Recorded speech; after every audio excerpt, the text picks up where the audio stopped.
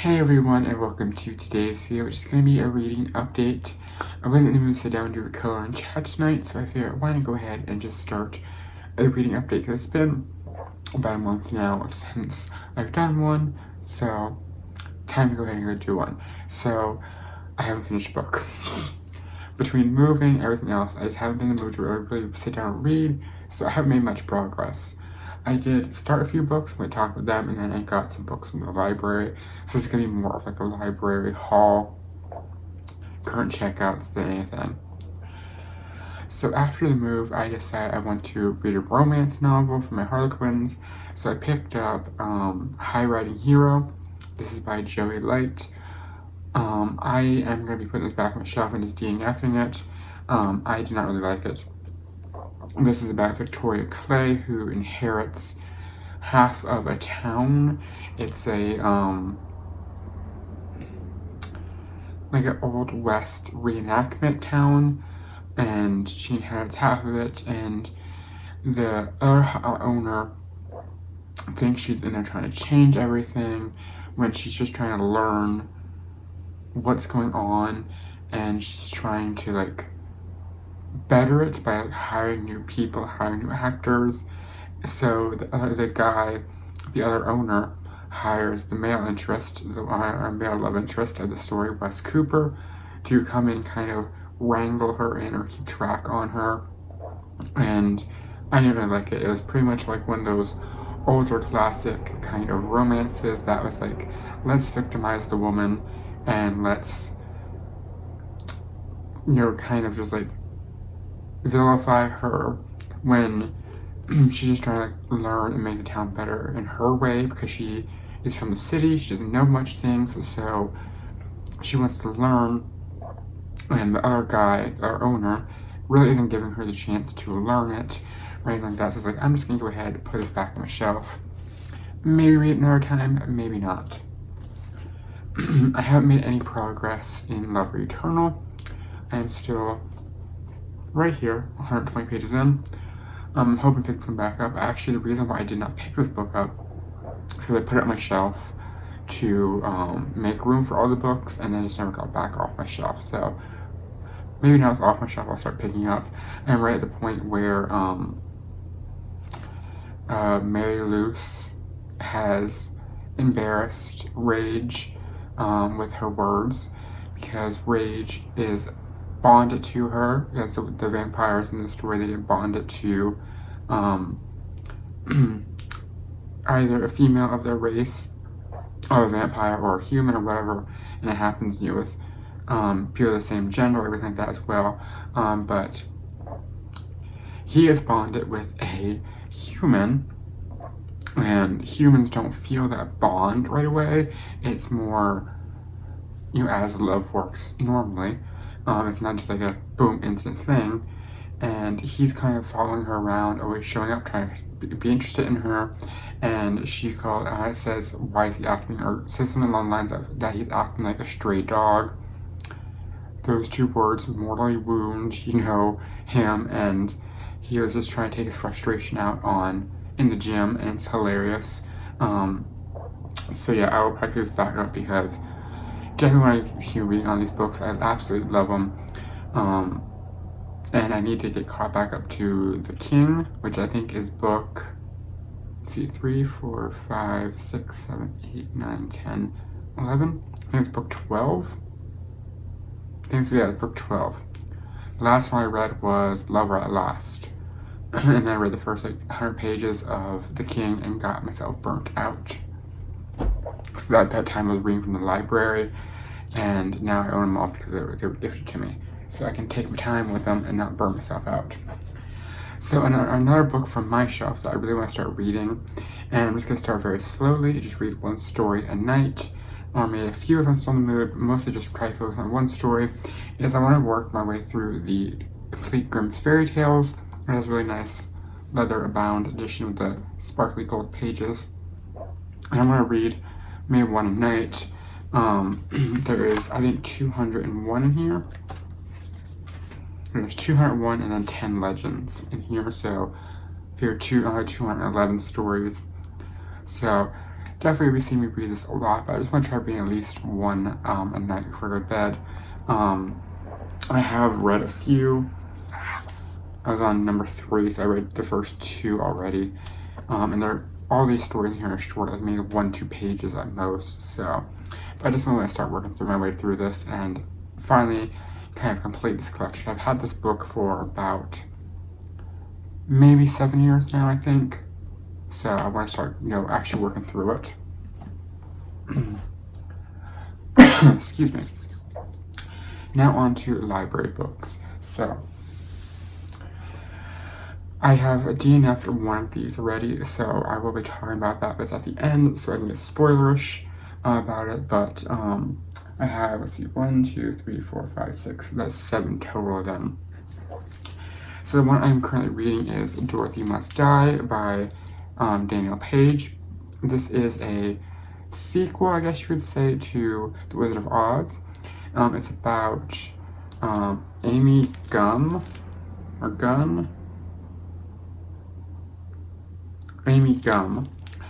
who is brought in to save Oz, basically, and she's the other girl from Kansas, and it's about it's set in a world where the Wizard of Oz is real, like there's a movie, everything like that, but also it's also real as well. And Dorothy went back to Oz, got power hungry, and became evil. So basically everyone in Oz that was good in the movies is evil in real life in this book. And the mission is on the back. It has remove the Tin Woodman's heart, steal the Scarecrow's brain, take the lion's courage, and then Dorothy must die. And I have not read this book before, but the first page is very oddly familiar to me, which kind of threw me off guard when I started reading it tonight. I'm trying to see if I remember even picking this book up before, because I don't think I did, but I've very strongly know I read that page before, which is weird. So I don't know if I read it in another book. I'm not trying to say that the author plagiarized it, but like it's so familiar. So I'm going to read them here and let me know if you've read this book, or if you haven't read this book, if this first page sounds very familiar to you oddly. This is page 1. I first discovered I was trash 3 days before my 9th birthday. 1 year after my father lost his job and moved to, I can't pronounce that town, to live with a woman named Crystal, and 4 years before my mother had the car accident, started taking pills, began exclusively wearing bedroom slippers instead of normal shoes. I was informed of my trashiness on the playground by Madison Pendleton, a girl in a pink Target sweatsuit who thought she was all that because her house had 1.5 bathrooms.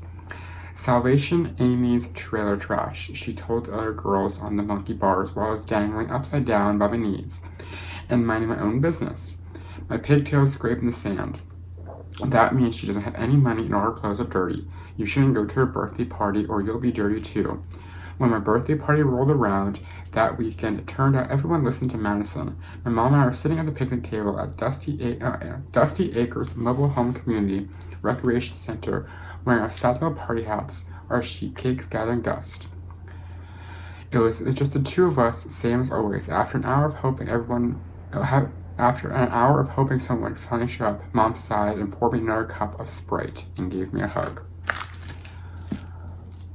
I have not read this book before, but it feels like I've read that page before in my life. And like I said, I'm not trying to say it's plagiarized, but like, why is that familiar? I don't know. But I'm going to keep on reading because it's good so far. So while I was picking up that one and the one I'm going to talk about at the end that I haven't hold, I was looking at the new book section because someone's getting a library card, and I picked this one up, and it's Transmission, My Quest to a Beard by Alex Birdie. This is the story of a trans man, his kind of story. So, and it's just, it looks very fast, it's like told like this. So I thought it'd be fun, and I always try to pick up books by people, especially the nonfiction stuff, by people that you normally wouldn't read about. So I'm gonna give this a try. It seems like a fast read, so yeah. And it has, let's see if it's a little more about his life. I know he's a YouTuber. Yeah, it's just like a YouTuber's book, I think, like that, so. Then I have Stitching Snow by R.C. Lewis. I was reading this one. I finished the first chapter. It's really, really good. It's a science fiction Snow White retelling.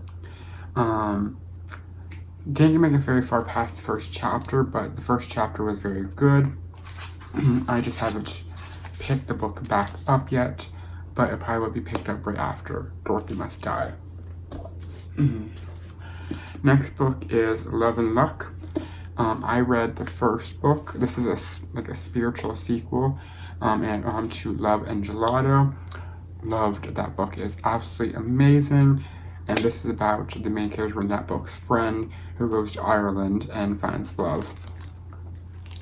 But yeah, the author's writing is just so good. It's fast paced, really, really good. So I seen this one there and I was like really happy because it came out last year, almost a year ago now. And I'm just really so happy to see this on the shelf because my library had not had it for a while. They have a book in the system for it, so I seen it, I snatched it. Next, in the new release section of the young adults was Aurora Rising. It's a book one of the Aurora cycle by Amy Kaufman and Jay Kristoff. These two authors wrote the Illuminae files or the Illuminae saga. I hated those books because of the way it was told, the formatting of it. This one is told like a novel, and I said that book would be better told as a novel. So when I seen they had another sci-fi book out, told like a novel, I feel like picking it up. I don't know anything about it. I have on the back, Meet the Squad. The Alpha, the Diplomat, the Scientist, the Gearhead, the Warrior, the Pilot, and the Mystery Girl. So basically, that was a weird card. Basically a ragtag group of science fiction people, so why not? Give it a shot, you know? Also by Daniel Page, this is her newest one, Stealing Snow. I think this is just a standalone Snow White retelling. And in the book that I DNF'd, again but better, by Christine Riccio, better known here on YouTube as Polar Banana Books. I didn't like this book at all. No. Biggest thing is the main character Shane wasn't a character. The main character Shane is Christine Riccio, insert into the book. Everything about the main character of Shane is Christine, meaning there is no chance for you to know the character or get to know the character because there's no character development. Because if an author already knows their character from page 1 by page 100 and then page 200, there's going to be no character development because the author writing the story knows the character. The magic of a character in your writing is on page 1, the reader does not know the character. On page 1, the author does not know the character. And you both are finding the characters out at the same time. This character is so much Christine that I almost stopped calling her Shane and read it as like Christine whenever they mention her name, the name of the character. And almost every single sentence ended with an exclamation point. And I know she's very excited in her videos, but not everybody has to end a sentence with an exclamation point. And there's one very good example in here, so I can find it. When they're out and about with friends, she made friends already, even though her character is so socially awkward that she's gone through all her life back home, not able to talk to people, that as soon as she's there in London, she can talk to people now and make friends within 34 pages. So, she asked one of the people who, what she's going to what she's majoring in. And the person responds back, hospitality, with an exclamation point. If you read something like that, a single word with an exclamation point, the first thing your mind goes to is the character shouted it. Then the character is excited for it, but the character shouted it. An exclamation point is for putting emphasis on if someone kind of have like an inflection of excitement or urgency to it. Like if someone says something urgent, you put an exclamation behind it. If you're excited, put an exclamation behind it. There's so many other ways, and I'm not someone who like is super knowledgeable and could be like super telling you and teaching you about this, but I've learned from writing differences like that, and I still make mistakes. But instead of screaming out hospitality as it sounds, you can simply take the sentence. The question before is, so what do you study at YU? Instead of screaming hospitality, she could have simply wrote this as, so what do you study at YU? It could be in hospitality, period mark. She said, her voice brimming with excitement. You know the character's excited, and she's not screaming it at you. Another big point that for this book I didn't like and irked me so much were the characters' names. Main character, I can get away with, yes.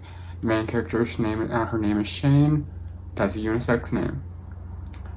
That's the only one I can forgive.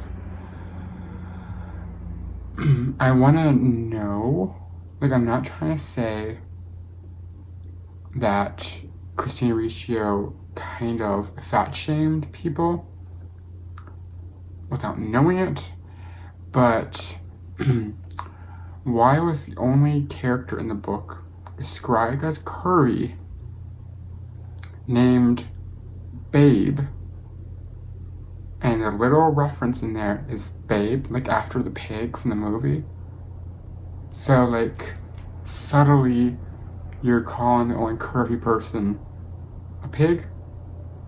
I don't know if it was intentional, accidental, or what, but, like, that reference, you know, I'm not trying to start anything like that, but, like, the only person described in the book as curvy has a name reference to a pig. And then the other roommate, you would read the weirdly spelled name and think, oh, her name is Sarah. It's spelled S-A-H-R-A, or S-A-H-R-A, Sarah. That name is pronounced Sarah. S-A-Y-R-U-H. How do you get that from that? Like, if she did not put that pronunciation in there, I would become the character Sarah. I still called her Sarah when I was reading it. And then you had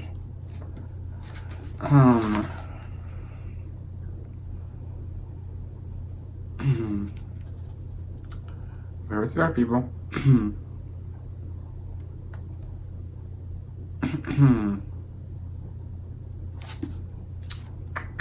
There's one other guy. There's two guys. Excuse me.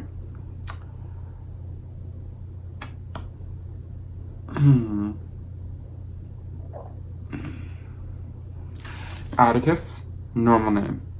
Thank you, Christine. Normal name. Actually, I forgot it was normal. The love interest in his name is Pilot. Like the TV. Like the first episode of a TV show, Pilot. Pilot. You're gonna make me read a 300-page novel where the main love interest's name is Pilot. No shade to anyone named Pilot. But it seemed like she was just picking these random names to be edgy and to be different, not thinking that thousands of people are gonna have to read these names. And the structuring of the book, if you follow her YouTube channel, she's doing writing vlogs. At one point, I very, very vaguely remember her saying she finished the book, but she didn't write it in chapters. She just wrote it. And you would tell, because there were, let's find it, so many page breaks. So like, okay, like a break here where she's in her head writing a goal, then it goes to the back, to the conversation, another break. It's so disjointed that I honestly don't understand. It's like you were reading one of Christine's videos, and if you watched her videos, you know they're hard to follow sometimes. I will give her another shot. If she published another book, I will read it again, but hope it's better. My pun for the name of the book. So that is it for my reading vlog. I haven't bought any new books or anything like that, so that's it. I did not like Again But Better. I was very disappointed in that. But that is it for today. I hope you all enjoyed this video. I'm probably gonna go ahead and read for tonight because I have to get up early. Tomorrow's gonna be a busy day. I have a lot of stuff to do. But I'll keep you updated on what happens and everything like that tomorrow, next time I film. That's it for today. I'm going to go ahead, edit this together, upload it, and then go to bed and probably read more Dorothy Must Die because it's pretty good so far. So I'll see you guys in my next video.